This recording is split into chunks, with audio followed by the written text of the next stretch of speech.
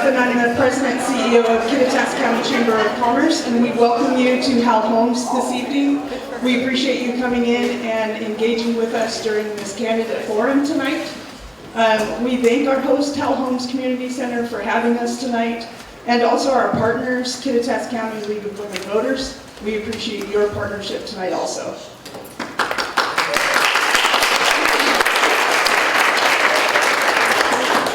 The Chamber and the League of Women Voters really like to give this opportunity to the public to learn about the candidates that are going to be in front of you on your ballots.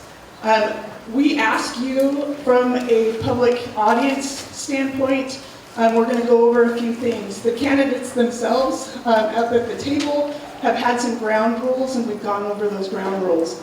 But we need to go over ground rules for you as the public. We do ask that during this time that you do hold any applause or support that you may have for the candidates. It's just an interruptive opportunity that will slow the forum itself down. We're in a tight 2 hours, and it does take the full 2 hours. I think on Tuesday we ended at 7:58 or something like that. It was right at the top of the hour. So disruptive behavior will not be allowed tonight, and that's why we do have a moderator. So the moderator will take that opportunity if he feels that the public is disruptive. He will ask you to leave. We ask you to be respectful of that, just because we do know that these candidates are up here and they're going to give some opinions, and we're aware that some people may agree or disagree with their opinions. We just want to be respectful and kind all around if we can, please. The other thing is we would like to also ask you to turn off your cell phones, or at least put them on silent, if you could, please. I'm going to wait for a minute just to see those that are going to check on it. We have had experiences in these forums that no matter if I ask you twice, 3 times, maybe even 10 times, we always have somebody that has a loud ringtone in the middle of an answer to a question. So please don't be that person that all of a sudden there is a very distinctive ringtone in the middle of a very important discussion. All right, it looks like everybody's checked it twice. The other thing is we just really appreciate the opportunity to educate and introduce the program. So we want to thank our moderator, Brian Elliott, for being here tonight.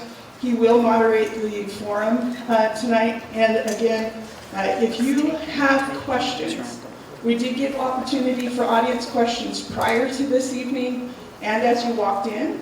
But if you come up with a question that you would like to have asked, you can raise your hand. We'll have volunteers from the back come back with a 3x5 card. You can write your question, and then you can either lift and designate that you have the question ready, or you can take it to the ends of your aisle, and they'll come and pick it up for you. We ask that you do not help yourself and bring it to the podium. We do like to vet those questions. Along with the respect of the candidates, we are asking you that these questions can be asked of all candidates, not on an individual basis. Okay, well, thank you very much again for being here. We just really appreciate this. And I now welcome the moderator, Brian Elliott.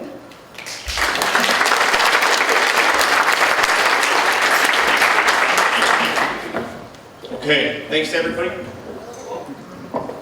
There we go. Hopefully that's the only time that happens tonight. Thanks everybody for being here. This is my first time being a moderator. I've been on the candidate side of this, so I just echo what Amy has already said, just to be respectful of the candidates, keep the applause and the boos and the cheers to a minimum or none, so that we can be respectful and get through this thing and learn more about our candidates. I'm filling big shoes tonight. Paul Jewell has done this historically, so make sure you go easy on me as well. So that'll be good. So our first forum tonight is going to be for Kittitas County Prosecuting Attorney. So we have 3 candidates for that race. We have Jody Hammond, Aaron Ryman, and Patricia Todd. And so there will be an order of questions that I'll go through. The order will rotate so that each candidate gets an opportunity to answer first, second, and third. And we'll go through those, and then we will get to the audience questions, which I have here, but you're still welcome to hand those in as well. So we'll go ahead and move into our first question, which is just for the candidates to introduce themselves, share why they're running, and what they hope to accomplish in their first year if elected. We'll go ahead and start with Mrs. Hammond. You have 90 seconds. Thank you everyone for being here tonight. My name is Jody Hammond. I work at the Kittitas County Prosecuting Attorney's Office. I'm the Chief Criminal Deputy Prosecuting Attorney there. I've been a prosecutor for 22 years. 15 of those years have been here in Kittitas County.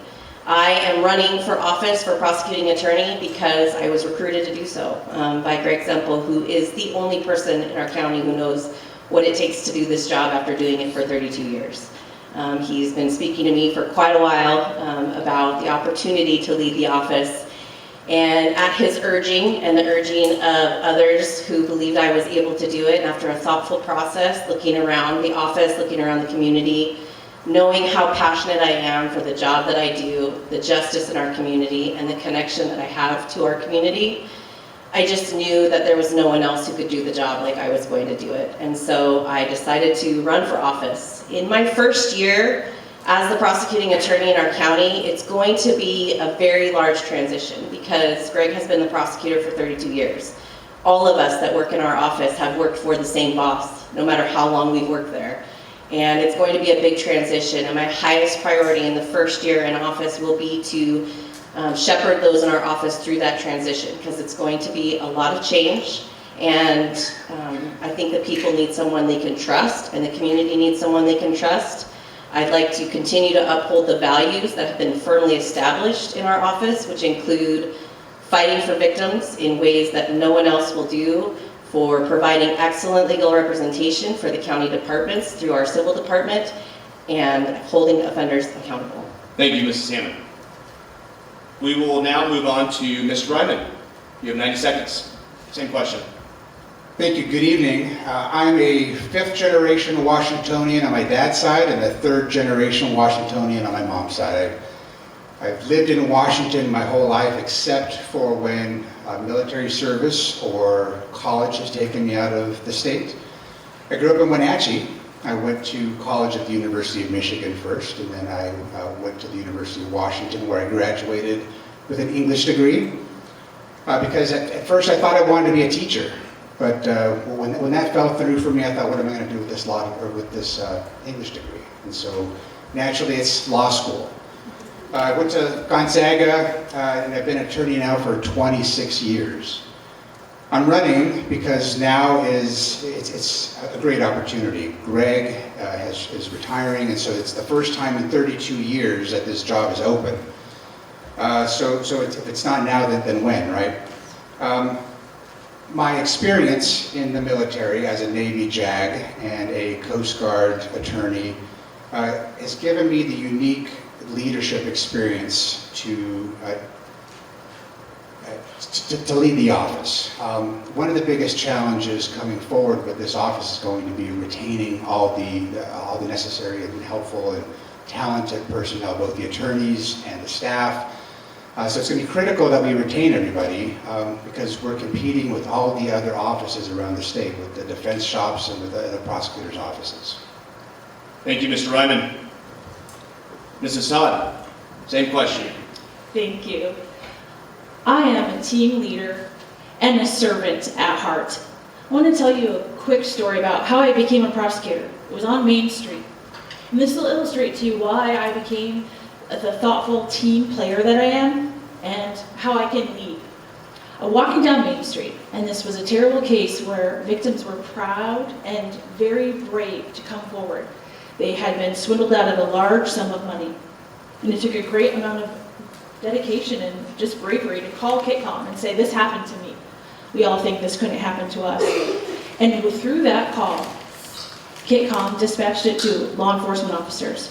Those officers responded. The teamwork you see will build goes from the victim to Kitcom to law enforcement. We have a great prosecutor's office who was able to review that case through staff, clerks. We have an office of here in county that refers and gives court case numbers so that it can be processed. And through this team, what I saw was I want to protect the public and I want to protect taxpayers. And I want to do this because you need a voice. I can be that voice because I can check all the boxes: criminal prosecution, civil defense, and leadership. I have 20 years of legal practice where I can deliver results and be compassionate to people. I'm seeking to be your prosecuting attorney, Patricia Todd. Thank you, Patricia.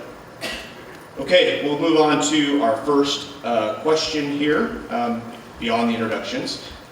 This time, Mr. Ryman's going to start, and then as I go through, if anybody needs the question repeated, just go ahead and let me know if I'll repeat the question. So this question is, what access to justice issues do you see in our local courts? And how would you address these issues if you were elected? Mr. Ryman, you have 60 seconds. Thank you.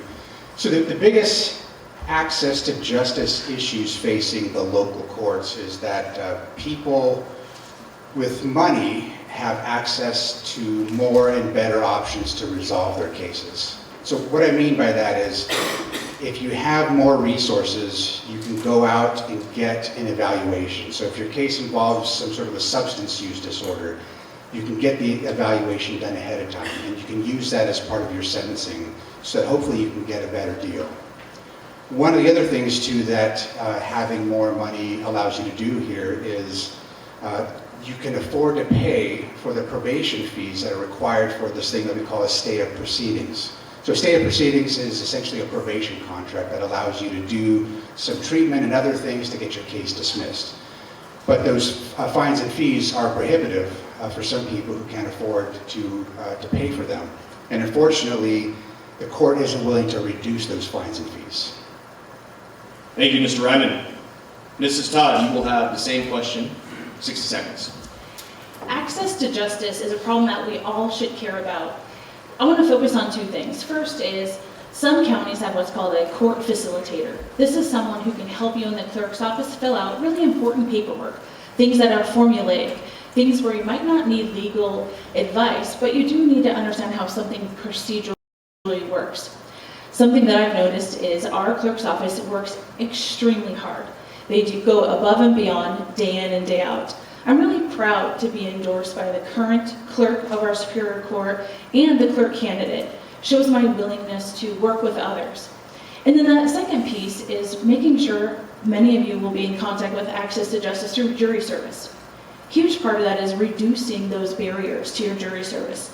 And again, that's going to require collaboration. I was interviewed by the Office of Administrative Courts. They help manage courts statewide.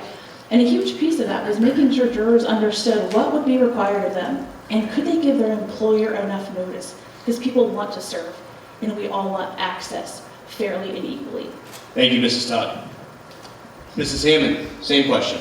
Thank you. I think that the foundation of this question is difficult because the prosecutor's interaction with the public and public access to justice is actually sort of interrupted. Those who come into the prosecutor's office, we aren't the ones who are usually directly dealing with them. Usually it's a victim who's first contacted law enforcement, or somebody who's come into the clerk's office, or a person who's filed suit against the county. And so the prosecutor's role, like every other government employee, is to be a public servant. And so how we can help facilitate access to justice is through great partnerships with those who actually are interacting with the public, which includes our law enforcement personnel on the criminal side, the courts and the clerks, as well as our civil clients. So those elected officials and department heads who are working in the civil side or in county government, we can help provide equal access to justice by being a great partner to them, helping to problem solve and helping to reduce barriers for everyone in our community to access both criminal and civil justice. Thank you, Mrs. Hammond. Just a quick administrative note for the candidates, and you all are doing terrific. It's like you've been in court before, and you know how to be timed. But if you do go over time and I see the stop sign, I'll let you finish your immediate thought, and then I'll ask you to wrap it up, okay? Well done. Question number 2, 60 seconds for this question as well. And we'll start with Mrs. Todd. There is a shortage of prosecuting attorneys throughout the state. Can you explain why that is the case and what you believe are the solutions to combating that shortage? how might Kittitas County best recruit prosecuting attorneys? Mrs. Sawyer. The shortage of prosecuting attorneys comes from lots of different reasons. And the most important thing we could do is actively recruit and retain. We've had too much attorney turnover at the prosecutor's office. When you look at our felony team, having 100% turnover in 3 years just isn't acceptable for victims, for officers, for all the team that we're working together with. So we need to be really careful about recruitment. We also need to be thoughtful about how we retain people. 2 big pieces of retention are making sure we have enough training so that you can do your job and you can do it well. And then another piece of that is making sure that employees feel seen and matter with their professional development. If we give people purpose and we show them that they can develop in the prosecutor's office, and this is a place where you want to grow and work and you can achieve your goals, then all those efforts in successful recruitment we can translate into retaining, because we all want the same thing as we're sitting at the table here. We want the county to have the best representation, whether it is criminal, whether it is civil, and to do that, we need to Thank you, Mrs. preserve Dunn. the attorneys we have. Mrs. Hammond, same question, 60 seconds. Thank you. The attorney shortage, the prosecuting attorney shortage is a nationwide shortage. In fact, the National District Attorneys Association is hosting a recruitment and retention symposium in Seattle in September that I've already obtained a scholarship and am planning on attending. And this has to do with the shift and the lowering of lawyers throughout the country and the shift in people's desires to be prosecuting attorneys.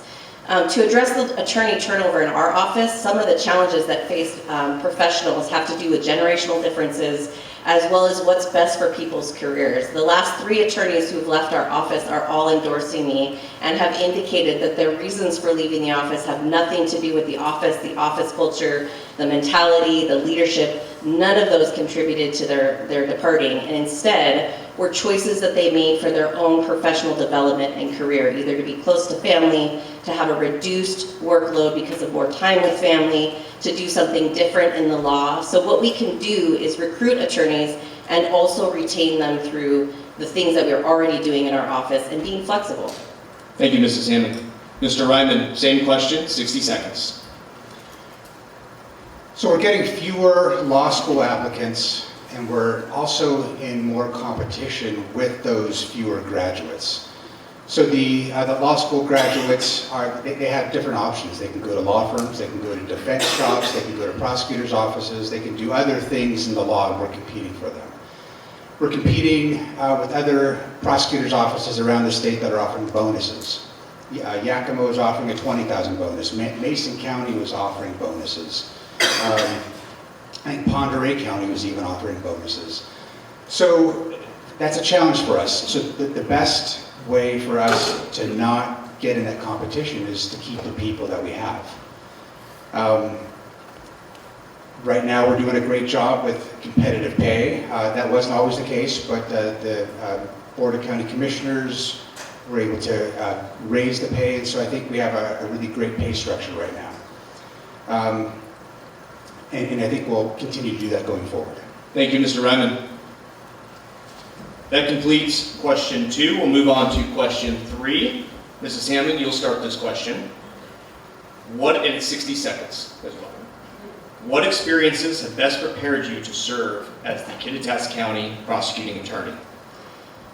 The things that have influenced or best prepared me to serve as the prosecuting attorney are twofold. First of all, my career as a trial attorney. You can't be a bad trial attorney and be a good leader of the prosecuting attorney's office, because you have to be able to shepherd those attorneys in your office who need advice. In my office, when there are attorneys who are in trial or struggling or need help with evidence or presentation or plea offers, I'm the person they go to, and it's because I know what I'm doing and I've done it for a long time. Secondly, my 9 years serving on the prosecuting attorney's management team means that I've worked closely both with Greg and the chief civil deputy as well as the other members of our management team in dealing with the issues of leadership that come into an office, which include very complex issues, personnel, budget, financing, resources, efficiency, case management, and these are things that I've done for 9 years. So the learning curve for me, while it will be steep for many things, it's not going to be steep for the leadership. Thank you, Mrs. Hammond. Mr. Ryman, you're next. Thank you. So I'll point to three stops in my career. The most recent being I was the city prosecutor for the city of Ellensburg for the last 5 years up until this last year, where recently I've been a public defender here in the county. Doing that job with the city of Ellensburg was a great experience. I prosecuted all the different cases that came through the city, all the non-felony cases. The other thing that has helped me to be prepared for this position is also my last job before that was with the city of Yakima. I was a prosecutor of the city of Yakima for about 10 years. And then before that, I was in the military. And one of my most recent positions in the Coast Guard was with the Disability Evaluations Board.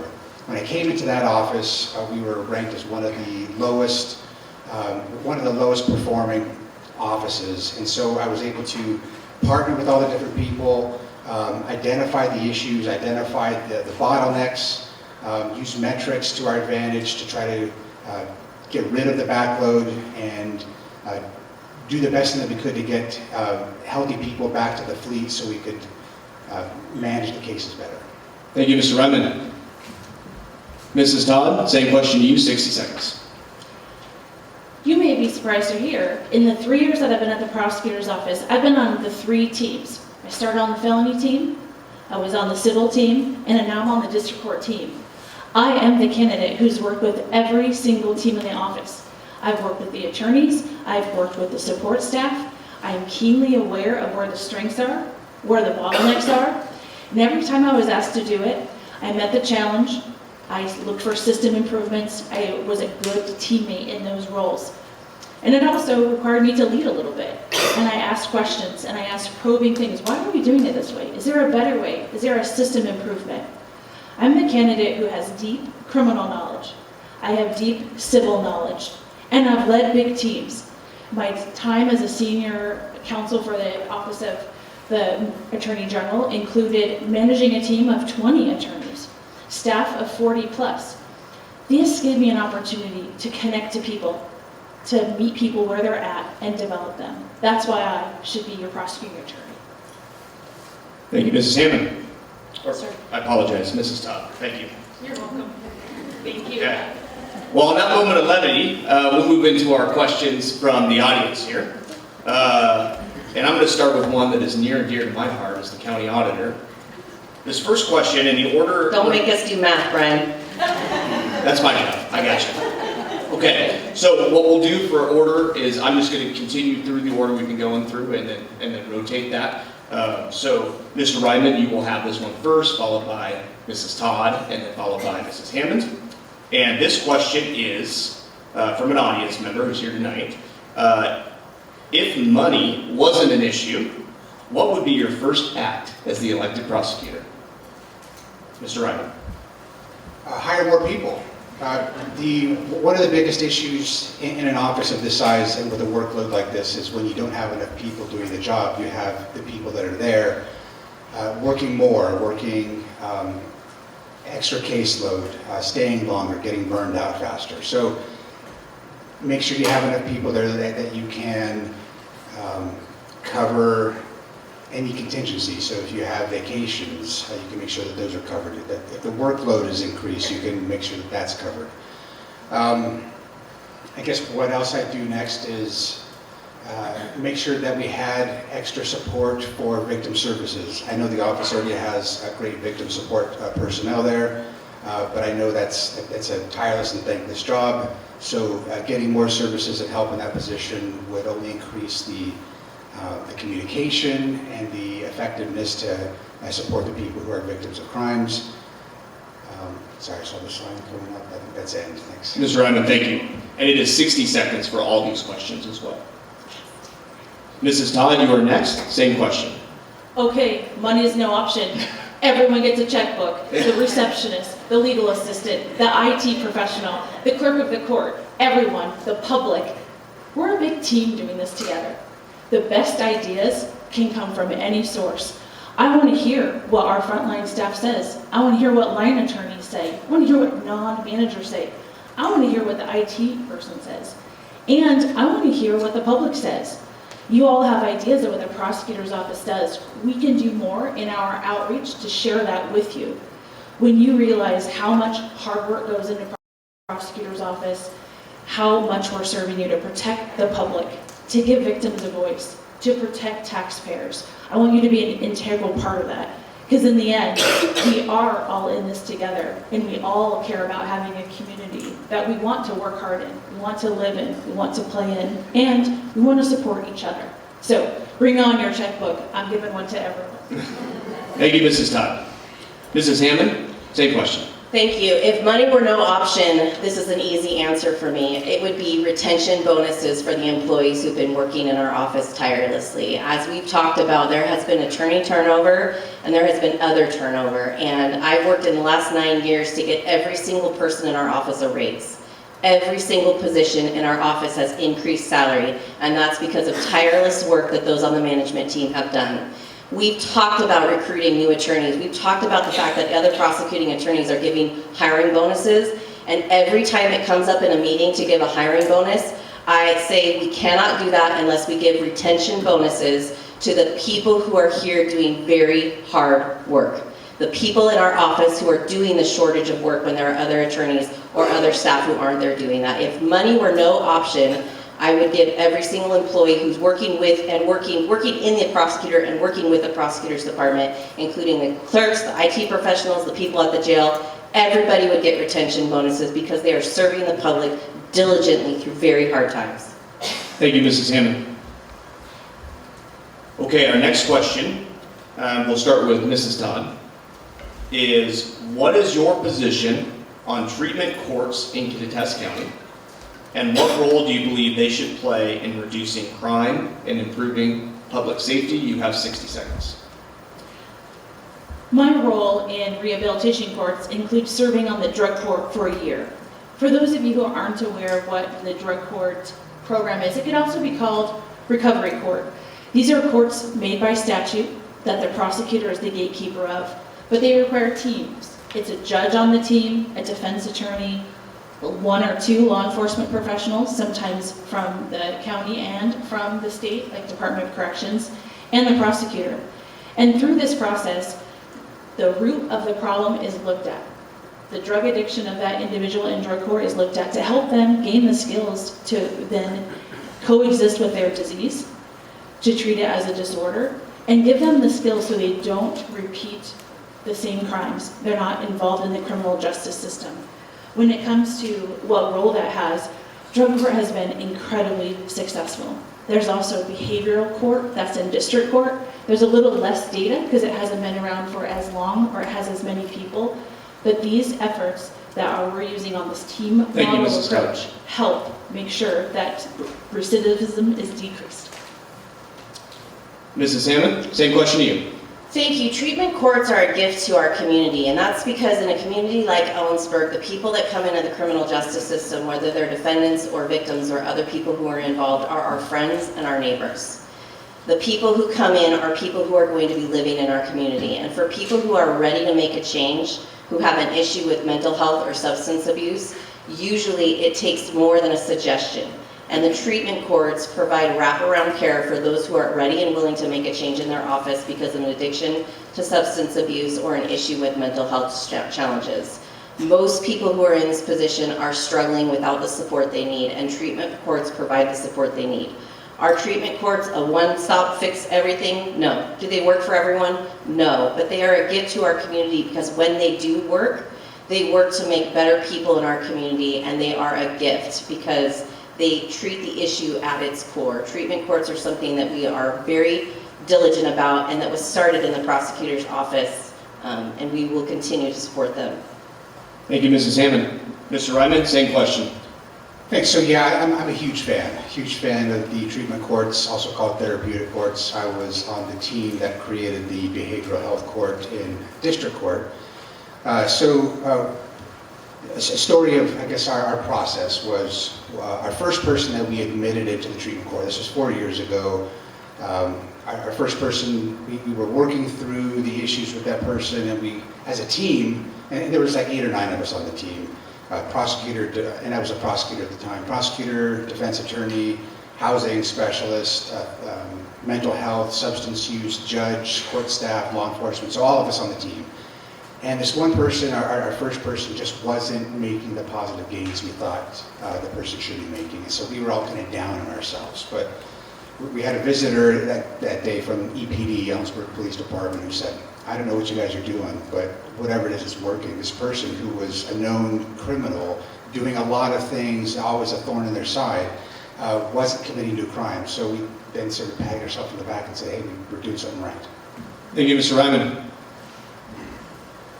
Okay, next question.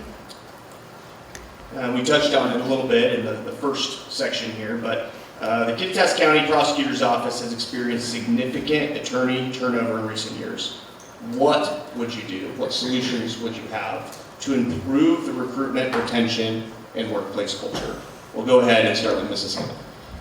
Yeah, this question is not new to me because I've been part of management for 9 years. And like we talked about, the attorney profession, the prosecutor profession is changing. So anecdotally, to talk about the attorneys who have left our office, there was an attorney who left because she wasn't from here and her dad was sick. She went back to Grant County to work. There was an attorney who worked here who was towards the end of his career and the technology curve was too steep for him. And when he left, he wrote Greg and I a letter and said, your office is fantastic. I've never worked for a better office. I'm sorry to have to leave, but I can't do the technology. There was an attorney who left because after trying to be a prosecutor for a year, he decided it wasn't for him and he went into private practice.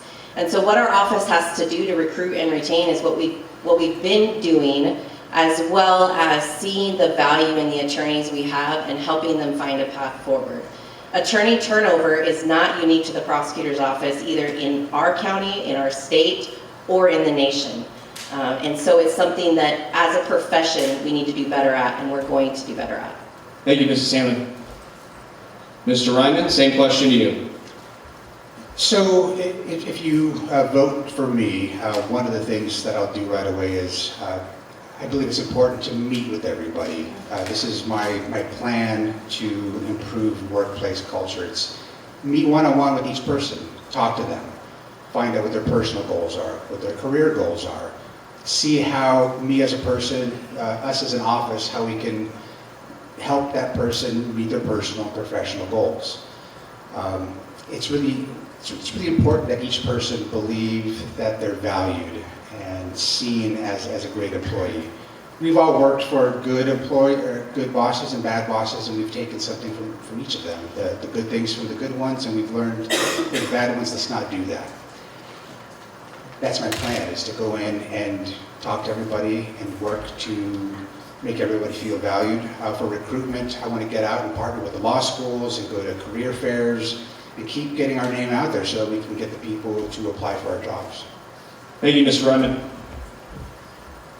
Mrs. Todd, same question to you. This starts with the basics. We need to make sure that we're respecting each other in the workplace, saying hello, simple things, checking in with each other. But this requires going beyond the basics. This includes cross-training, making sure that our employees feel supported, that they can use their annual vacation, making sure that employees feel like they have a place to grow and develop. One of the ways to monitor this is, okay, how are you doing with recruitment and retention? One measure you could use for success would be, are my employees using their paid time off? Do they feel like they can take time away from the job to do those important things? Refresh, recharge, and renew. Making sure that employees feel like they have the kind of team that they don't feel guilty about taking a vacation, that it's encouraged, that it's welcomed.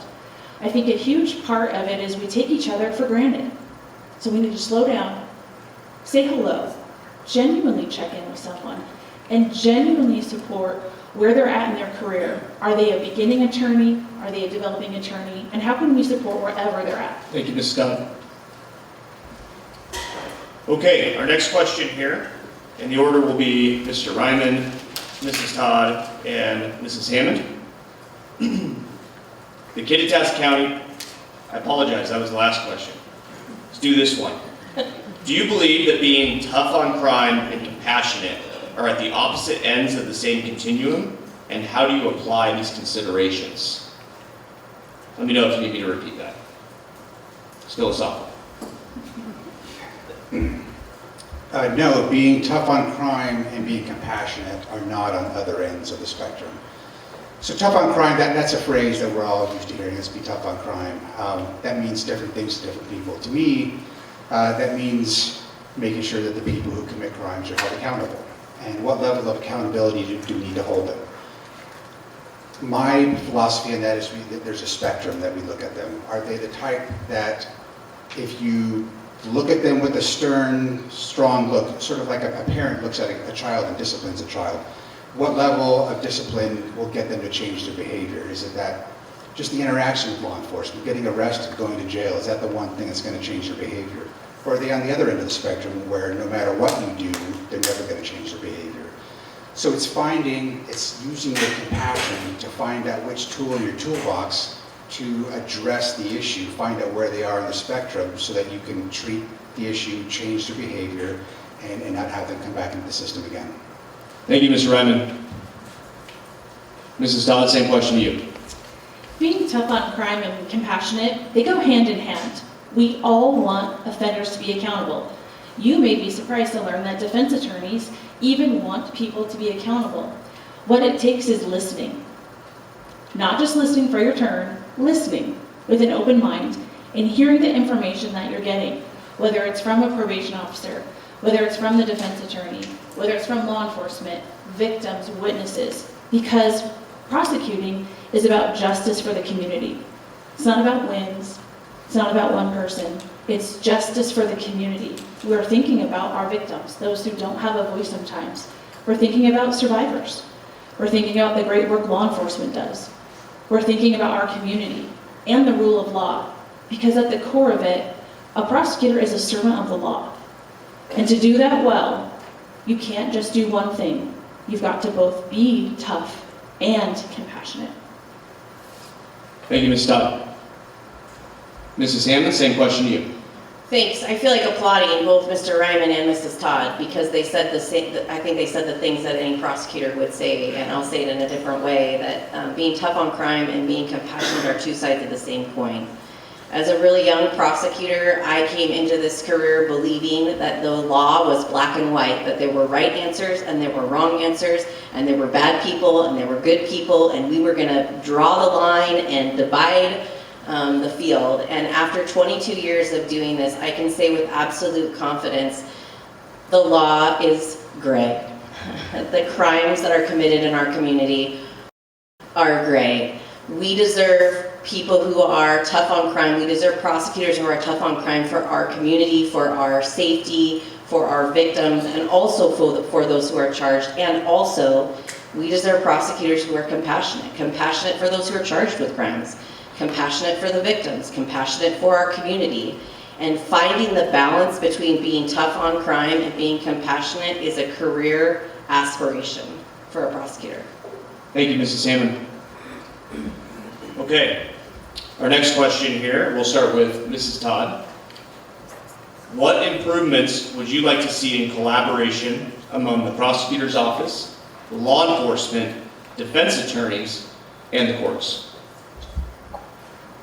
Okay, so everyone, Brian? Everyone working together. Did you have any more subparts? Not for this one. Here's some improvements I'd like to see. I'd like to see increased joint training, a training that includes the prosecutor's office, the law enforcement, and defense attorneys. I'd like to see us have an open dialogue about where the bottlenecks are. I'd like to see cases in this idea of moving along a little bit faster, making sure due process and justice are meted out each step. But we're also thinking critically about how long is this case taking for the community, for the victims. Some of these process improvements also mean regular meeting with individuals.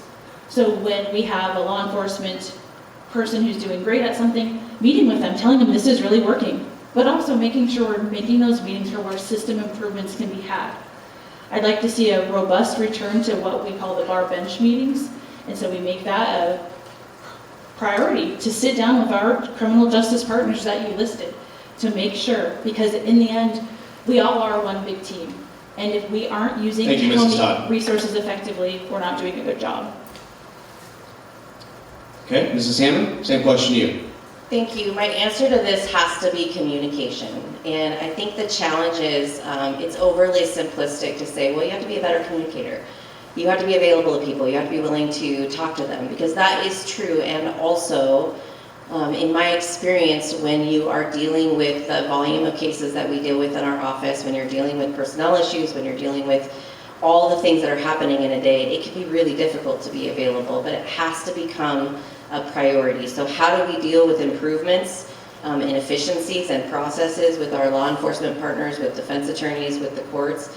It's improving communication, and that means, like Mrs. Todd mentioned, regular meetings, regular communication, responding to emails, being available, letting people know where you are, having meetings with people, listening to the things that people have to say.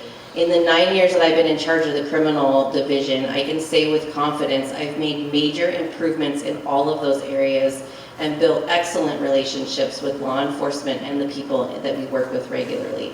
Everybody has an area. Thank you, Mrs. Hammond. Thank you. Mr. Ryman, same question to you.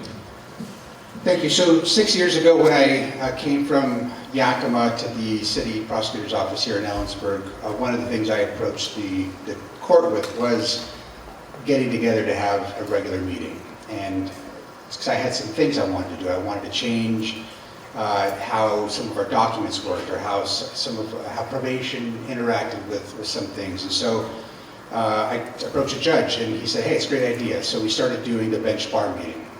As Mrs. Todd said, it's not as frequent and as often now, though, as it used to be. So that's one of the things I would do, and I would invite law enforcement so that we could all of us collaborate together. But the biggest thing for me is technology. I would love if we could collaborate better on technology. Right now, the courts are going through this transition into this different filing system that's just really, really hard to work with. It's hard to get stuff in, it's hard to get information out. Also, it'd be nice to have something where law enforcement and the prosecutor's office and defense could all be on the same system for sharing discovery. Right now, it's going through numbers of different ways, through email, through downloads. Thank you, Mr. Ryman. Okay, this will be our final question before we move into closing statements. The order is going to be Mrs. Hammond, Mr. Ryman, and Mrs. Todd. What do you believe is the most surprising or least understood aspect of the prosecuting attorney's duties for the public? Mrs. Hammond.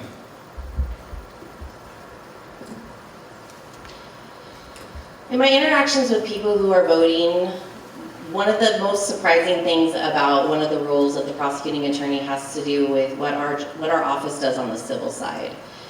When people in their brains think of a prosecutor, they think of the person in court throwing people in prison, getting the bad guys, which is a big part of what we do. But also a large part of what we do is to provide representation to all the elected officials and all of the county departments. And this is complicated because there are many, many issues that face county governments that have directly to do with taxpayers and the people who are elected by the voters to do the job of the public. And so our civil division works really hard to build great relationship with the coroner's office, with the jail, with the sheriff's office, with the department heads, so that when legal issues come up that are very, very complex and varied, like HR issues, land use issues, civil rights lawsuits, damage complaints with the county, our civil department works really, really hard to provide excellent legal advice, and I don't think a lot of people know that we do that. Thank you, Mrs. Hammond.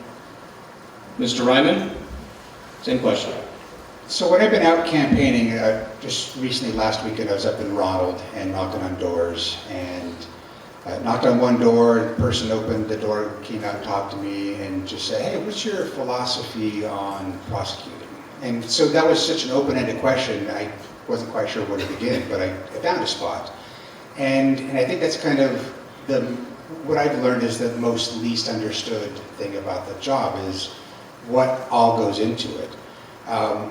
The role, how cases get from investigation to referral to charging to negotiation to sentencing and trial. And so everything along the way is a mystery. And I know at our last forum, one of the things was how are we going to demystify that and inform the public. And I think there's really great opportunities going out into the community to go to the different farmers markets and make yourself available to the public. Thank you, Mr. Ryman. Mrs. Todd, same question to you. I think it surprised many of you to know that when we talk about civil, you know that there's criminal, but when we talk about civil, there's two kinds of civil postures. There's when you're the moving party, so you're the plaintiff. And these are cases where, as the county, we have been aggrieved. Someone damaged our property. Someone wronged our county in some way. And then there's cases where the county is the defendant. So the county has been accused of something, and we're defending the case. This kind of civil work requires the kind of thinking that I bring in terms of the types of cases I've worked on. I've worked on plaintiff cases where somebody knocked down the Skagit River Bridge, and I helped the state recover $22 million. Equally, I worked on a defense case where 5 people died and over 40 were injured in the Ride the Duck case. And I learned how to protect Department of Transportation's money and the state's money. So I think it surprised you that a prosecutor's job is also to protect taxpayers. What I bring for you is experience in both of those things. So you can be confident I can take care of both sides of the house. Thank you, Mrs. Todd. Okay, we will now move into our closing statements. Each candidate will have 60 seconds. We will start with Mr. Ryman. Thank you, everybody, for being here. One of the things I want to say is I know I don't have the most signs up. As you look around, I've seen that, I've received that feedback. Hey, where are your signs, Aaron? I haven't raised the most money, but what I do have is the most experience. I've got 26 years experience as an attorney. I've also received the best leadership training that money can buy through my 22 years of service to the U.S. military. I was a Navy JAG for 5 years, and then I was with the Coast Guard as an attorney and in other positions for the remainder of my 22 years of service. I'm going to lean on my leadership training to do everything I can to retain and keep the really talented people that are working in that office. And that's going to include, if you vote for me, I want to make Mrs. Todd and Mrs. Hammond both feel like we can all work together and we can stay in that office, because obviously they're both really talented and qualified attorneys. And the office is better with both of them in the office. So I'm going to do everything I can to make sure that everybody feels welcome and can stay in the office. Thank you, Mr. Ryman. Mrs. Todd, closing statement. I am a team player and a servant leader. I'm someone with 20 years of experience where I've delivered results and had compassion doing it. I care deeply. And when I've reached out to people to talk to them, I find it an honor and a privilege that people will have that conversation with me, that they'll listen to me. I've been able to gain the support of over 100 community members endorsing me. That is not a small piece. That weighs on me heavily. That fuels me to go forward. Because at the core of it, I have deep civil experience, deep criminal experience, and I have the leadership experience that will serve our county well from day one. Because at the very core of it, I care about the community, and I'm ready to serve as your next prosecuting attorney. Please remember to vote. I know you all will convince your neighbors to vote. August 4th is around the corner. Brian Elliott will give me another second to say put it in the box. Thank you, That's Mrs. the best Todd. place to put it, in the box. The ballot box. Mrs. Hammond, closing statement. Thanks. I woke up this morning and I looked at Facebook and it showed me a memory that today was my 15th year anniversary working in the Kittitas County Prosecuting Attorney's Office. I made a decision after 6 years of being a prosecutor in Maricopa County, Arizona, to move home. I moved here with my husband and our 3 sons at the time and came to this community because I wanted to be a career prosecutor. I wanted to live in a place that I loved. I wanted to raise my family in a community that I knew would help me raise my family in a beautiful way. And I wanted to continue serving because I believe that to be a prosecutor is a calling. It's something that's inside of me from the time I was a little girl. My dad says he would argue with me, and even when he was right, he felt like he was wrong. I have a passion for justice. I have a passion for victims, and I have a passion for serving Kittitas County. I've given 15 years of my life prosecuting every single kind of case that we have, from fishing with a double-barred hook all the way to first-degree murder. and I've given everything I can in my career to be a better prosecutor, to be a better leader. I have a ways to go, and I'm asking you to trust me with your vote and give me the opportunity. Thank you, Mrs. Hammond. Okay, that completes our forum tonight for our prosecuting attorney candidates. Would everybody please give them a round of applause?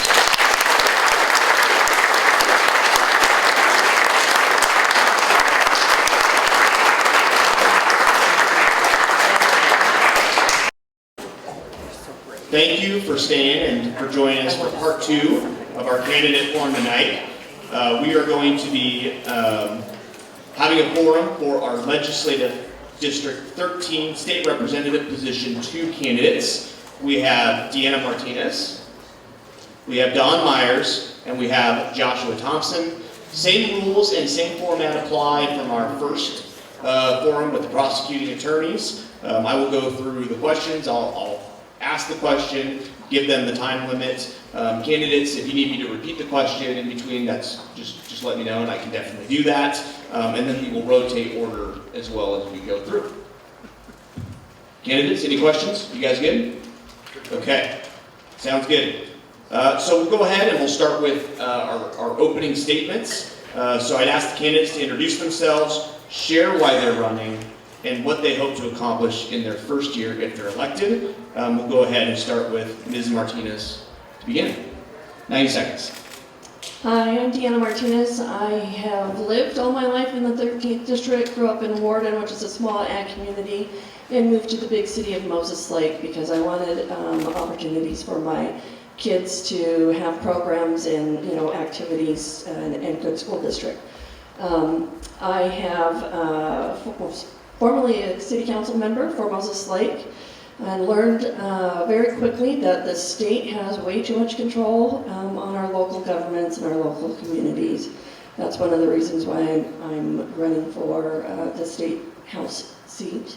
I have had previous experience at the state level, having worked with Alex Shabara on his campaign, and then after he was elected. I've also been involved at different levels of state politics, testifying on committee hearings and regarding anything that might affect the 13th District, good or bad. I'm a registered nurse, and I have 35 years experience, and have worked at a critical access hospital. So I'm very aware of the issues rural Washington is facing, losing funding that the state, the majority party, chose to cut, and the concern that I have for my community and my patients when they can't get the care that is needed locally because facilities need to cut down, were closed. So, appreciate your vote. Thank you, Ms. Martinez. Mr. Myers, you are next. Opening statement. Good evening, and thank you all for being here. My name is Don Myers, and I'm running to represent the 13th District. I spent the last 10 years on the Moses Lake City Council, including as mayor and deputy mayor. I also chair the Grant Transit Authority and manage a local auto repair business. Those roles have taught me that leadership isn't about making the loudest argument. It's about listening, asking good questions, and making decisions to improve people's lives. I'm running because I believe government should work for the people, not the other way around. Too often decisions are made in Olympia that make life more expensive, more complicated, and further remove communities from solving their own problems. I want to be a voice for Central Washington, someone who puts people ahead of politics and principle ahead of party. If I'm elected, my first year will be focused on building relationships, earning the trust of my colleagues, and delivering results for the people of the 13th District. I'll work to make life more affordable, protecting the infrastructure that keeps Central Washington moving, and ensure state laws and programs are regularly reviewed so they continue to serve the people they're meant to help. I don't believe elected officials, especially the legislature, know all the answers, but I believe they need to ask the right questions, seek out the facts, listen to the people they represent, and have the courage to make the decisions they believe is right. That is what I'll do if I'm elected, and I'd be honored to earn your vote. Thank you. Thank you, Mr. Myers. Mr. Thompson, opening statement, 90 seconds. My name is Joshua Thompson, and I'm a lifelong Washingtonian. I have been here in Kittitas County for the last decade, and a member of the Ellensburg City Council. I first got into politics for 2 reasons. One, because I wanted my child to grow up in a community, in a state that he could be proud of. And 2, because I was asked to. I have always seen myself as a servant to others, and I've used my opportunity on the Ellensburg City Council to give a voice to individuals that I thought were not being heard. With Olympia, we have dealt with too many mandates that get passed down to us, and we've been overtaxed in ways that it's almost hard to calculate anymore. I think we need an individual that will go to Olympia, stand up on principle, but also know how to reach across the aisle and talk to someone in a way that focuses on people from policy. I think if you can't separate people from policy and build relationships, then nothing gets done in the legislative body. Thank you, Mr. Thompson. Okay, that concludes our opening statements. We'll have 3 questions here that are prepared by the Chamber and the League, and then we'll have our audience questions next. I would just like to put a plug into our audience that there is still an opportunity to write down your questions if you have them. Our League of Women Voters folks are in the back, and they'd be happy to take those questions and bring them up to me so we can get your questions asked. Okay, so this is going to be our first question. It is 60 seconds, and the order will be Mr. Myers, Mr. Thompson, and Ms. Martinez. According to the Washington Department of Revenue, low and middle income individuals pay a higher percentage of their income in state taxes than high income individuals do. If you are elected, what measures would you support to make the tax structure fair? Mr. Myers, you are first. So the Department of Revenue is correct that many working families feel the greatest pressure from our tax system. My focus would be reducing the burden without creating new problems elsewhere or creating new taxes. Before asking taxpayers to pay more, government should demonstrate that they're using existing resources wisely. That means regularly reviewing programs to ensure they're delivering results, eliminating duplication, and focus spending on the core responsibilities of government. I also believe we need to stop adopting policies that indirectly increase the cost of living. Higher energy costs, transportation costs, and unnecessary regulations all make life more expensive for working families. Making Washington more affordable means looking at the total cost government places on its citizens, not just the taxes they pay. Thank you, Mr. Myers. Mr. Thompson, same question to you. Right off the bat, we will never solve this issue with the state income tax. That's the slippery slope that'll soon encompass all of us. We've got serious structural problems that are going to take a whole series of measures. The first one is we're not going to tax our way out of it. We have to cut spending, and we have to do so in a way that I think takes care of our vulnerable population when it comes to seniors and veterans or others on fixed incomes. We cannot take away benefits that help them while at the same time shifting the burden. So we need to, it's going to take a lot of work. It's going to take, again, just cutting taxes where we can, and we're going to have to cut spending. Otherwise, we won't have an economy. Thank you, Mr. Thompson. Ms. Martinez, same question to you. Can you repeat the question, please? Yes, absolutely. According to the Washington Department of Revenue, low and middle income individuals pay a higher percentage of their income in state taxes than high income individuals do. If you are elected, what measures would you support to make the tax structure fair? Yes, our tax structure isn't fair, but there are many different ways that we can approach that without adding more taxes and having people who have been successful be penalized for their success. While we want to make sure that those that are most vulnerable are taken care of, we want to make sure that we're spending our money appropriately where it matters and where it counts the most.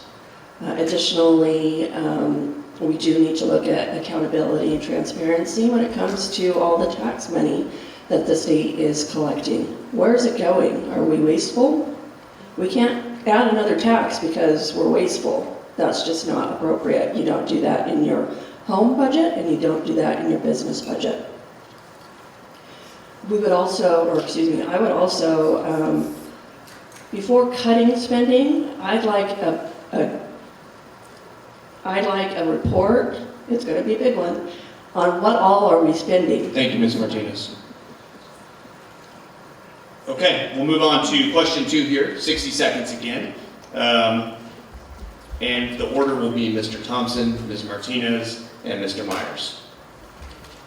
Residents of Kittitas County have discussed some specific requests for state grant assistance with infrastructure projects including funding for wastewater plants, Upper County swimming pools, affordable housing projects, Upper County transportation needs, and many others.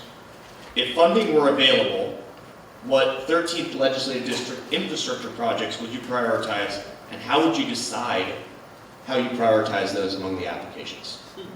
Mr. Thompson's, same question to you.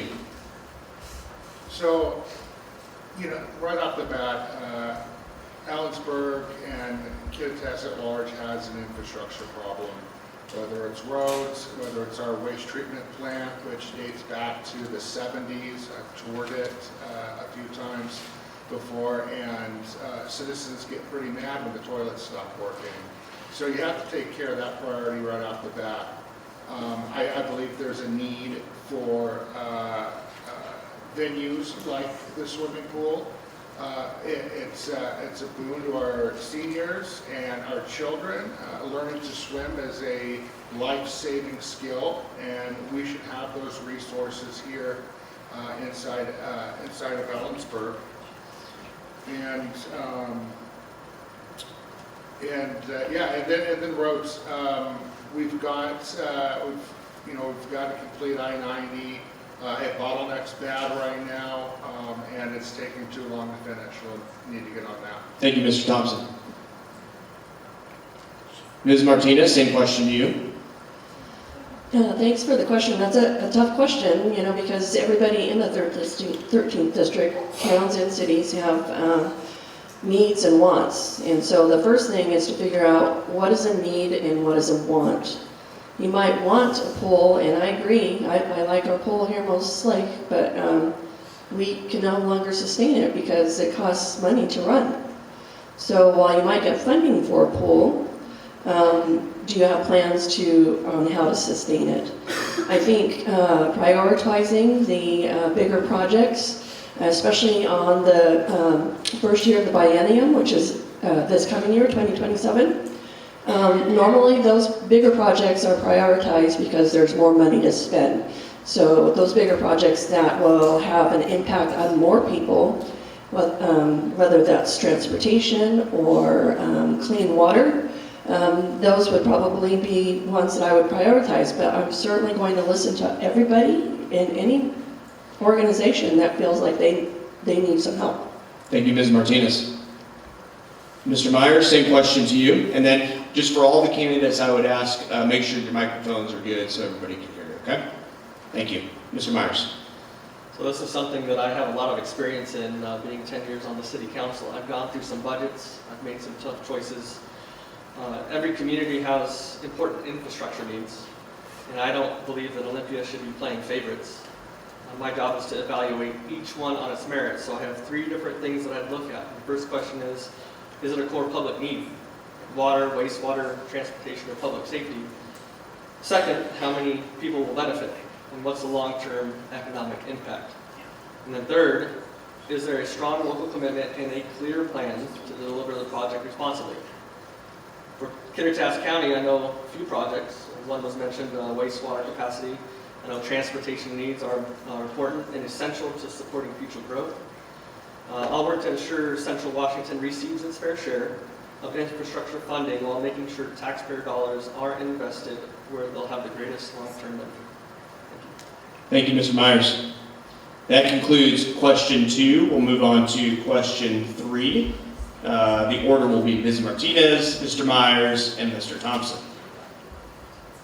Name one issue for which you'd be willing to work across the aisle to get legislation passed.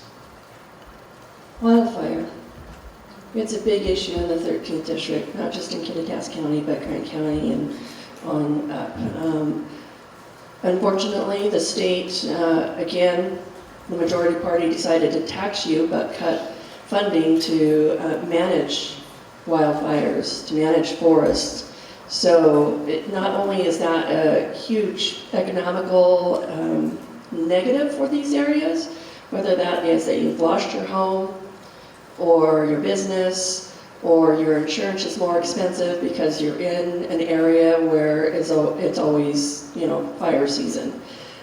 So also not managing wildfire limits the energy that is provided because one, the insurance companies don't want to cover the utilities because they might be at fault or claim that they're at fault for causing the wildfires. And because of that, the utilities are not building transmission like in Grant County. Thank you, Ms. Martinez.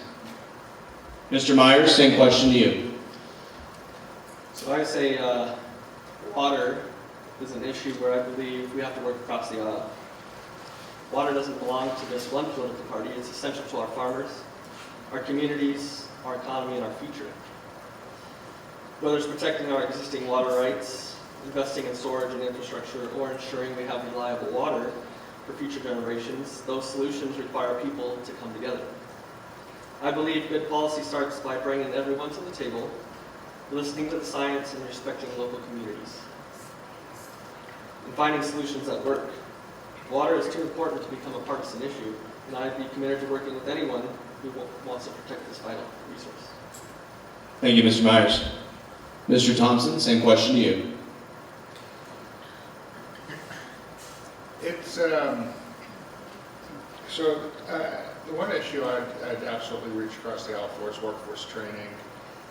When we have an economy that's moving at the speed of light right now with AI and home prices that are escalating, we can't have our young people graduating college with 5 and 6 figures worth of debt and going into a labor market that may have already outpaced them. We've got some great opportunities here in the 13th district, whether it's Big Bend Community College and what they are doing in association with the Port of Moses Lake, as well as what Central Washington University is doing here with Old Coal. I got a chance to tour that and to see what's coming when it's research and training labs and business incubators. We can start to create a pipeline of highly trained students, do so at an affordable cost. And that's what's going to attract businesses. Businesses go to where talent is. Thank you, Mr. Thompson. Okay, that completes our 3 prepared questions for tonight. We'll now move into our audience questions. Audience members can still, of course, submit additional questions back there. We got through 7 last time. We're shooting for about 7 or 8 total this time, so I think we can get it done. Kind of on that same theme as the last question, the first one that I have for you, and the order for this is going to be Mr. Myers, Mr. Thompson, and Ms. Martinez, is what is the biggest issue facing your constituents here in Kittitas County, and what experience sets you apart to handle that issue? Mr. Myers. I'd say the biggest thing that I've heard is just affordability. Living in the state is becoming so unbearable that people are leaving left and right. And that's just one thing that I want to tackle, looking at fuel taxes. I know we're one of the highest in the nation through the Climate Commitment Act. I'd like to review that and make sure we're actually getting the biggest bang for our buck. I think that policies that are coming from Olympia are just way too expensive, and they're not providing the benefit that people are looking for. The other thing that the fuel tax does is drives up costs for food, for housing, for businesses alike, and I've seen that in my own industry, in the auto repair world. And what that does, it just gets passed on to the end users. So I want to make Washington available for our children and for our grandchildren. I want them to stay and to thrive. Thank you, Mr. Myers. Mr. Thompson, same question to you. I think what we're facing here is a combination of both cost and opportunity. Our home prices have continued to go up and have done so dramatically over the last decade. With that comes an increasing tax rate.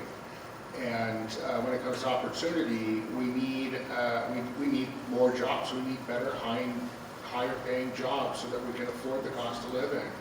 Now, we're fortunate with the new Winco facility going in here, and I think that's going to be beneficial, but that's just scratching the surface.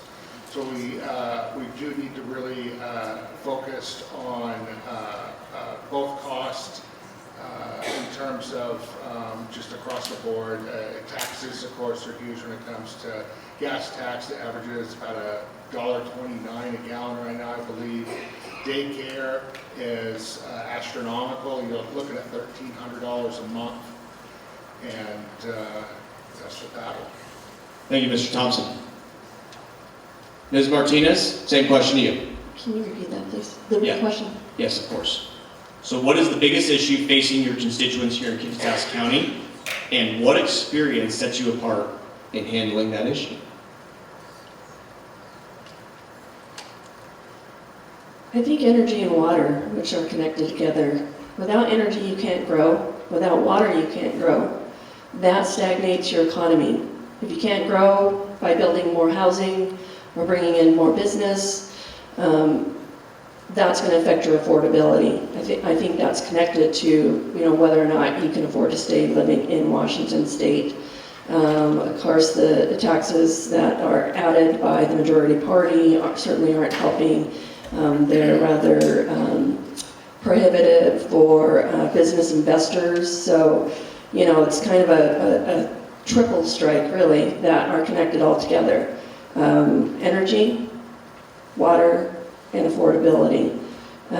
Each area in the district might have a slightly different concern or issue, and so it's up to me to learn what the nuances might be throughout the district. The experience that I bring is my last several years of watching the legislature. Thank you, Ms. Martinez. Okay, next question. We'll start with Mr. Thompson, go to Ms. Martinez, and then Mr. Myers. And the next couple questions are going to be kind of focused issue-based, so we'll get into some good policy walk type of stuff. Okay, our district is experiencing an increased risk of wildfires due to a 4-year drought and warmer temperatures.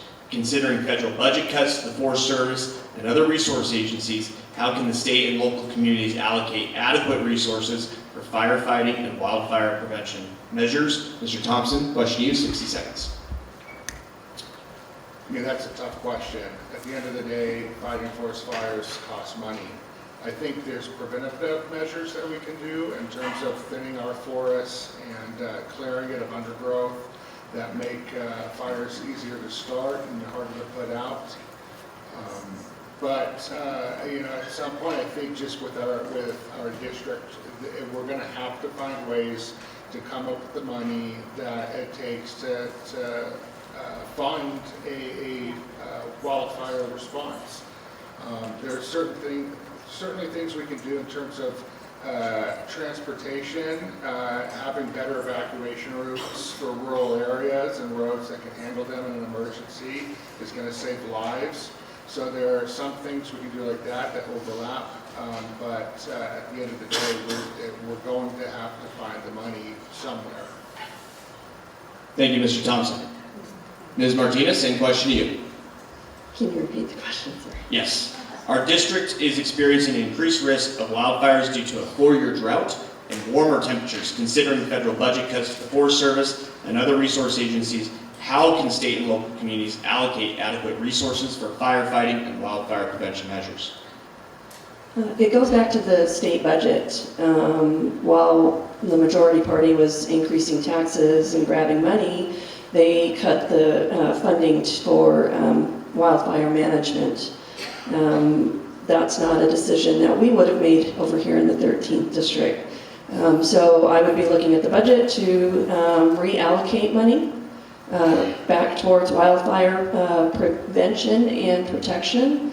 It's not just about somebody's home burning down or business. It affects the whole state, and it affects people health-wise. I think that's one issue that people don't think about all the time. As somebody who suffers from asthma and somebody who is a nurse, we're spending a lot of money on health care from these wildfires. People are sick and getting sicker because they can't breathe good air. This is a priority for me, not only from a health care perspective, but also from a state perspective, and especially the 13th district. Thank you, Ms. Martinez. Mr. Myers, same question to you. So in my opening statement, I mentioned that legislators don't always know all the answers. And I think that listening to the experts within fire districts and municipalities is definitely beneficial in creating good policy. Mr. Thompson had a good idea, and I've heard it across the district, of thinning. And I think the best way to help promote thinning, which removes fuels for fires, is commercial logging. Responsibly, obviously managed to make sure that forests are maintained. I also think partnerships with local agencies, with different city fire departments, fire districts, to get the response as quick as possible when there is a fire, to get that put out, because those first minutes are most critical when getting the fire put out. After the fire, making sure to stabilize the environment, and then make sure that communities are ready to get back open. Thank you, Mr. Myers. Okay, next question, same 60 seconds. We'll go Ms. Martinez, Mr. Myers, and Mr. Thompson. What should the legislature do to improve access to health care in rural communities? Thanks for the question. Return funding, state funding to facilities. Healthcare facilities and hospitals kind of have been hit twice negatively, financial impact. Medicaid funding has decreased, and in rural healthcare or rural area, 13th district, we have a large population that requires or needs to utilize Medicaid health insurance. Additionally, where the hospitals are being made to write off more charity care, so that's two different ways that the state is making it more expensive for hospitals and facilities to do their business and take care of the people that they serve. The third would be to promote nurses, physicians, any level of staffing really, because it takes more than nurses and doctors to run a facility. Mr. Myers, same question to you. So simply, the state just needs to get out of the way. In the auto repair world, I get a lot of traveling nurses and different medical professionals come through our business. And I get the privilege of sometimes taking them home and talking to them about where they're from and what industry they're in and those types of things. One thing I've heard, if they've moved from out of state into Washington, it is incredibly hard and difficult to be licensed, to be approved to work in this state as a professional. So that's one thing that I would look at, is to make that a little easier to get licensed. Also, reciprocate licenses from different states. Temp licensing is another way you can do it, if somebody can get licensed quickly to help in emergencies. The last thing would be workforce training through apprenticeships and different college programs, especially at community colleges. I know Big Bend Community College has a great nursing program. I'm sure Central has something as well, so that's something that we need to look at and make sure. Thank you, Mr. Myers. Mr. Thompson, same question to you. Yeah, so this is an area in which our district is incredibly large, driving back and forth across it. I'll put 200 miles a day easy on. And when you have a dispersed citizenry across the district, we're going to have to be creative. We definitely need more nurses, more doctors. We have to find ways to incentivize them coming in, whether it's through grants or programs to help with educational costs. We need to be more aggressive at recruiting, and we also have to, when we have mandates put down from Olympia onto us, like charity care, that there needs to be, that burden needs to be taken on by Olympia. To put that right on to districts that are already tight is just irresponsible, and it puts too much cost on the local tax. Thank you, Mr. Thompson.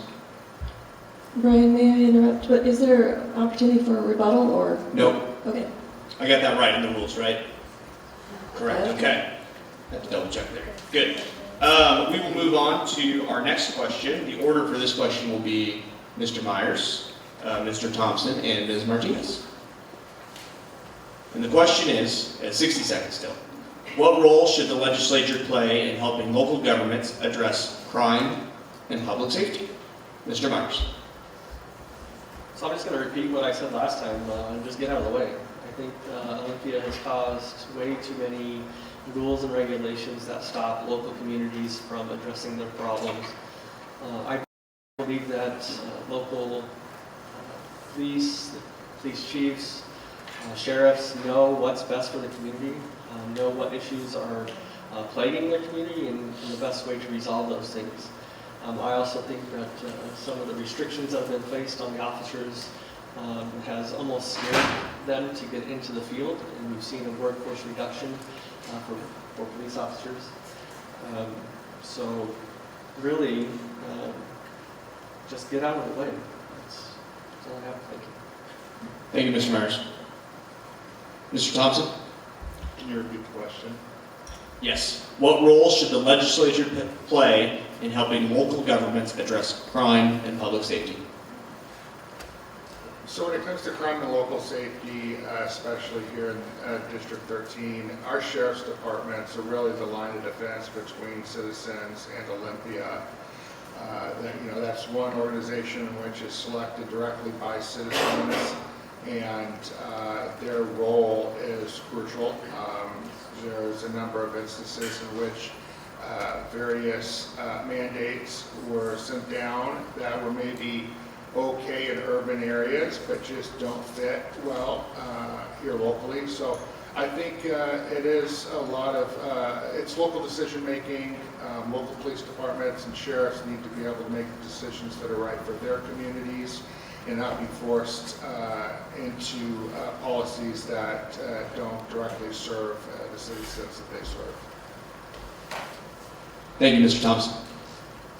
Ms. Martinez, same question to you. I'm going to have you repeat the question. Of course. Thank you. What role should the legislature play in helping local governments address crime and public safety? First of all, let's make drugs illegal. That creates a lot of problems for our police department when we're not arresting and providing help for those that are addicted to fentanyl and other drugs. Like Don said, and it's something that he and I both share similar viewpoints on as council member, is like he said, get out of the way. State government needs to get out of the way of local government so that local government and the police can decide how to keep their communities safe. Thank you, Ms. Martinez. Okay, next question. Order will be Mr. Thompson, Ms. Martinez, and Mr. Myers. 60 seconds. Housing affordability is a growing concern throughout the 13th Legislative District. What legislative actions would you prioritize to increase the availability of affordable housing for working families? Mr. Thompson. So right now we've got a gap in our housing ladder. We've got rents that are too high, and individuals are forced into renting because the cost of homes are too high. And we've got this gap right in the middle. Your duplexes, quadplexes, condominiums, ways for families to get into a home and start building equity. And with that equity, there's security and there's the ability to retain the money that they've worked for. So anything we can do to make it better and easier for our builders, whether it's permitting or it's decreasing the cost of unnecessary green additives. We don't need windows that cost $1,000 a pop. We can get homes built more cheaply that still do the same job, but allow a family to get away from renting, which right now we... Thank you, Mr. Thompson. Ms. Martinez, same question to you. This might be unpopular with some people, but let's get rid of the regulations that cause the homes to be more expensive to build. So those regulations that might add a little bit of positive or a move towards cleaner air, those aren't worth the money that people are having to spend to buy a home. That's what is making homes expensive, is these regulations placed upon builders and homeowners or potential homeowners for sorry, I lost my train of thought. So regulations, let's stop restricting the UGA, because when you restrict the UGA, land becomes more expensive, and so then people aren't going to want to develop on it because it's too expensive to purchase the land and still build a home. Those would be the two biggest points on my end. Thank you, Ms. Martinez. Mr. Myers, same question to you. So I feel like I might be repeating myself quite often when I say just get out of the way. When I first got on the Moses Lake City Council, when I was running for office, I actually met with our community development director and was just asking questions, what do you do? What are some of the things that you're running into? And he pointed me to the building regulations, the building code. And it was a book that was about this thick. And then he's like, next up is the code revisions, and it's about this thick. And it's every 2 years that they keep adding more and more amendments and code regulations and making it more difficult to build a house, which then makes it more expensive. The other thing I talked about earlier was the gas tax, the Climate Commitment Act. The Energy Code was just revised as one of the most extensive code changes that the builders have seen in I don't even know how long. And that's driving up the cost astronomically. And then the last thing is just straight workforce. We're seeing a reduced workforce when it comes to trades. So I'd like to see that. Thank you, Mr. Myers. Okay, the next question, we'll have 60 seconds. Ms. Martinez, Mr. Myers, and then Mr. Thompson. What do you believe are the greatest challenges facing Washington's election system, and what, if any, changes would you support to strengthen voter confidence? Ms. Martinez. Well, I would like to say that I would love to be able to go and vote in person. The reality is that most locations, towns, cities, precincts don't have the volunteer force to be able to do vote in person. Mail-in ballots have been very good to be able to allow people to vote and not have to lose time at work or miss voting because they didn't get the time off they're working. I would certainly prioritize counties and auditors to, was this a question for me, Brian? Believe it or not, no. Prioritize those counties and auditors to clean up their voter rolls. That's the first step. Thank you, Ms. Martinez. Mr. Myers, same question to you. So I think the biggest issue is really just voter turnout, just education. I feel that people think that their voice doesn't matter. And we're seeing, at least in Grant County, very low voter turnouts, and it seems to be getting lower every year. So I think getting people more involved, knowing the processes, what people do that they're voting for, because so many people don't even know what districts they're in, what positions are available, what they do, and how they affect their lives. And I think if people really knew what all these different elected officials do, they would be a lot more involved in voting. I'm just glad that all you are here to find out, and to ask us questions and hold us accountable and make sure that you select the right person. So, thank you. Thank you, Mr. Myers. Mr. Thompson, same question to you. So it's definitely, I think voter integrity is kind of what co-drives whether voters turn out. If you feel like that your voice or your vote's not being accurately counted, then you stop participating. And once that participation stops, as a society, we run into severe issues. So it's voter education to show individuals that we do have a good voting system. We do have a number of issues that I've seen on the west side.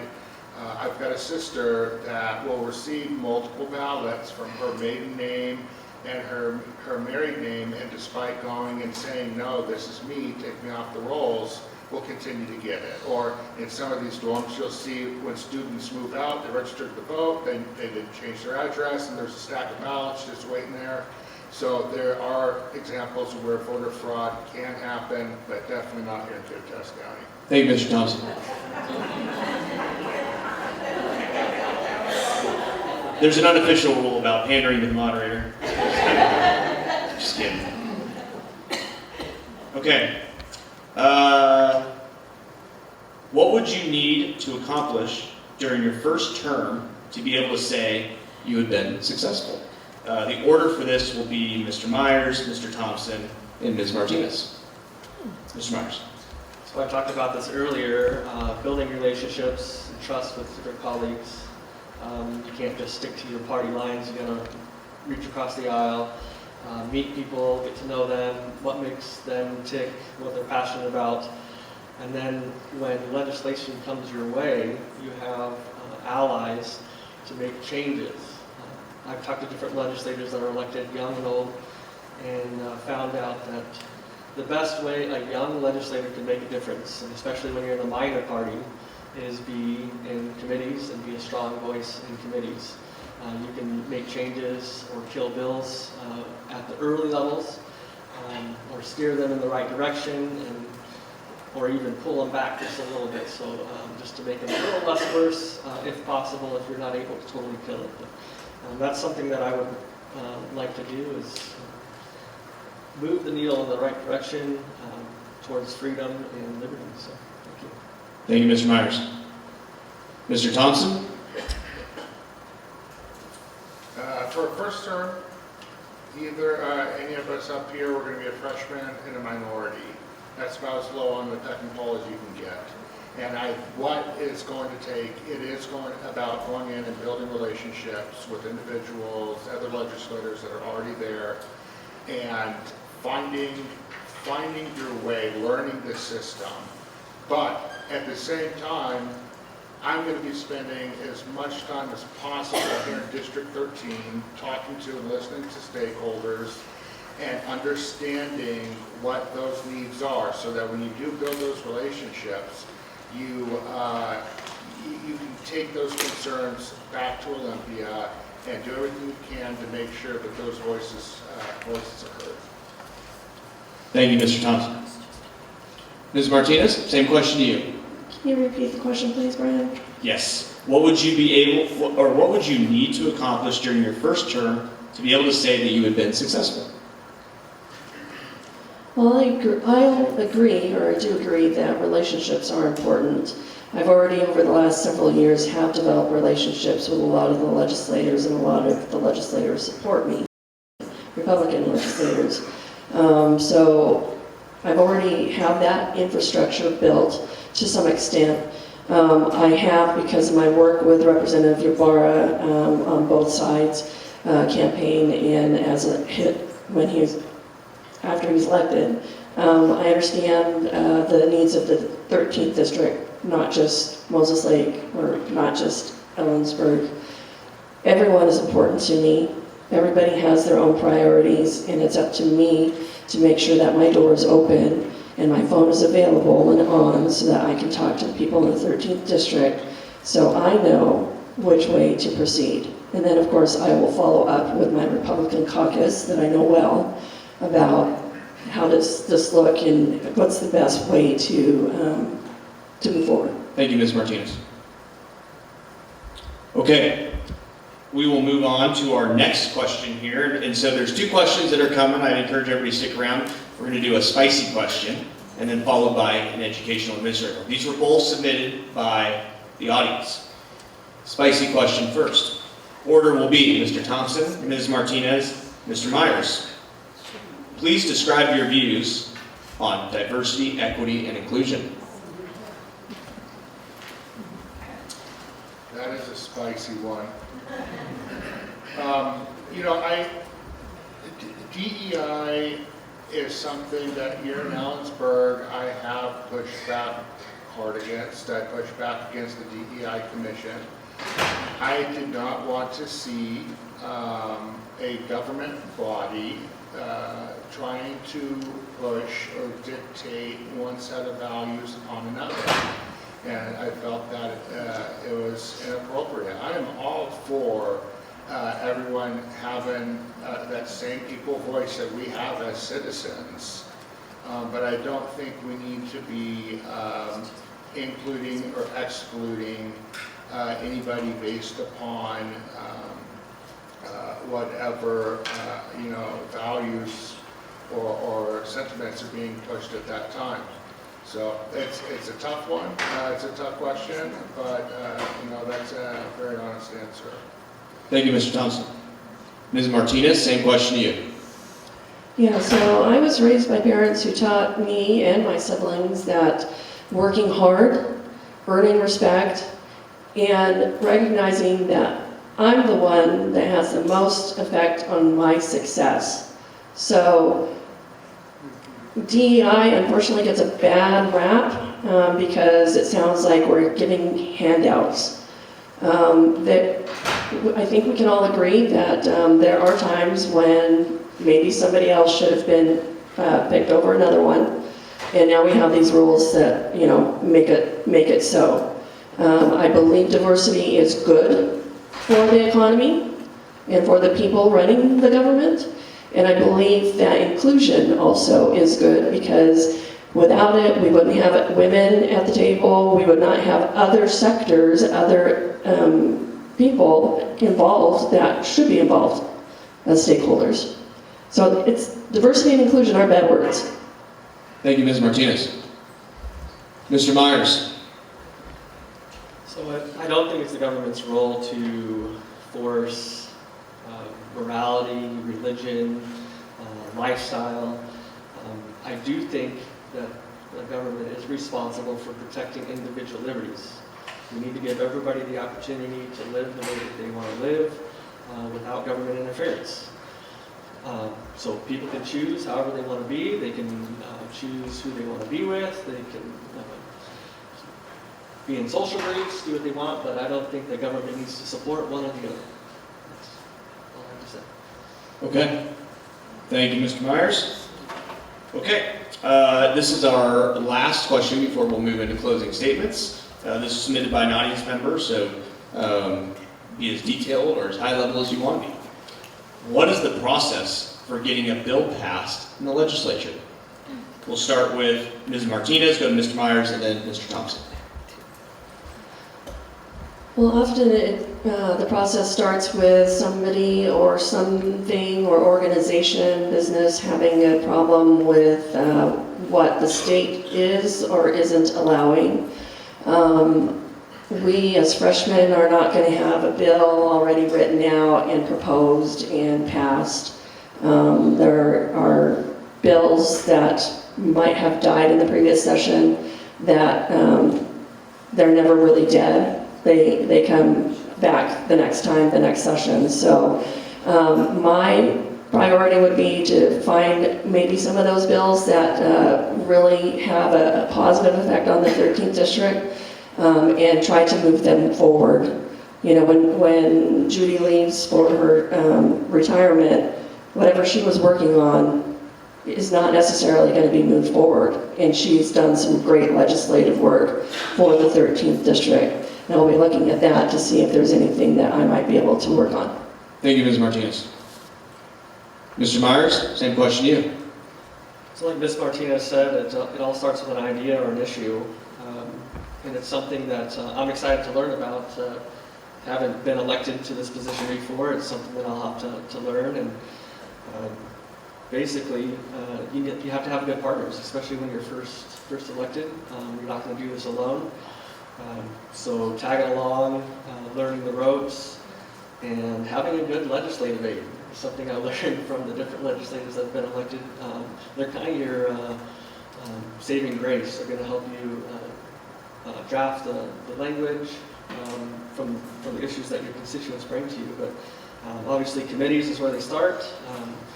Got to get that to committees, and then it makes it to the floor. So that's where I'm looking, and I'm excited to learn the process and be involved.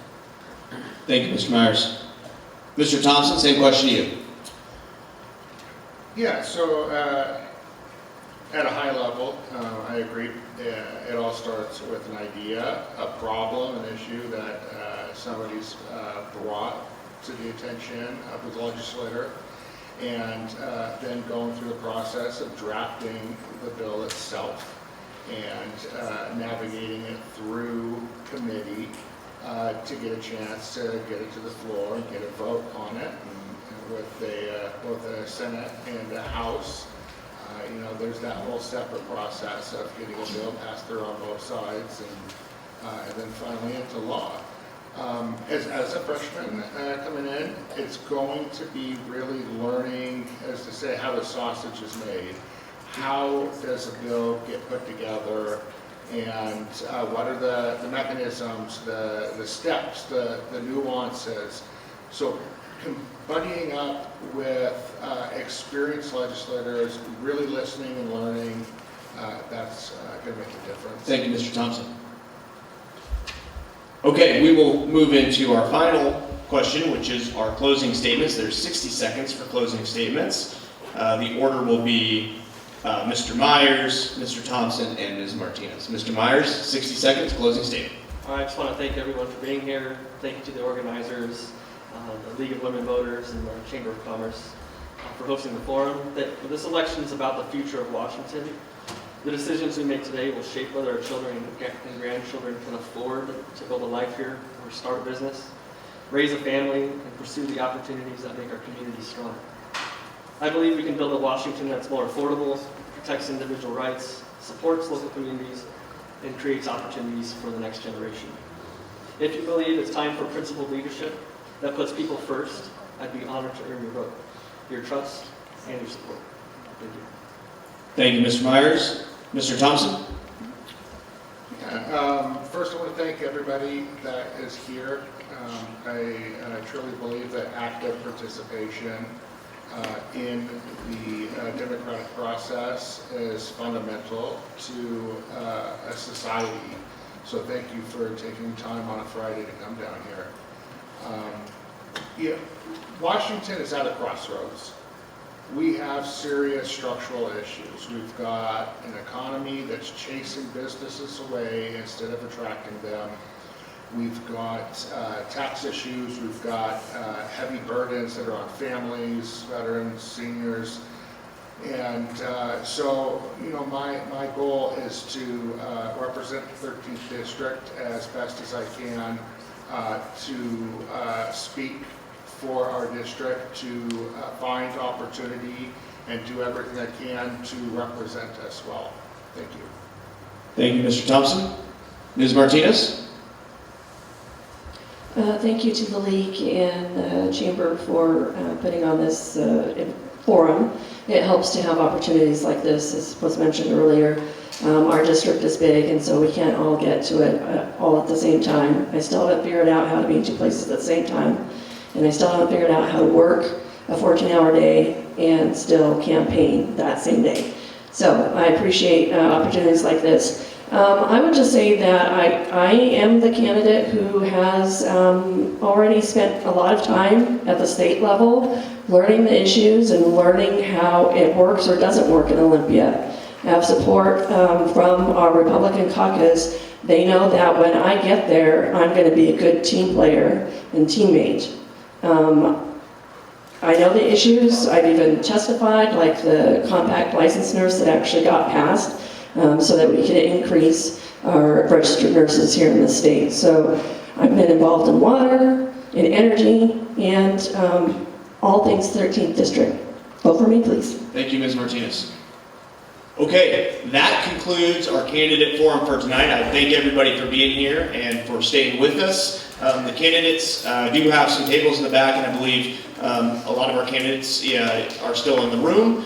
So if you'd like to mingle with them after, there should be opportunities for that. And thank you, everybody. Have a great night.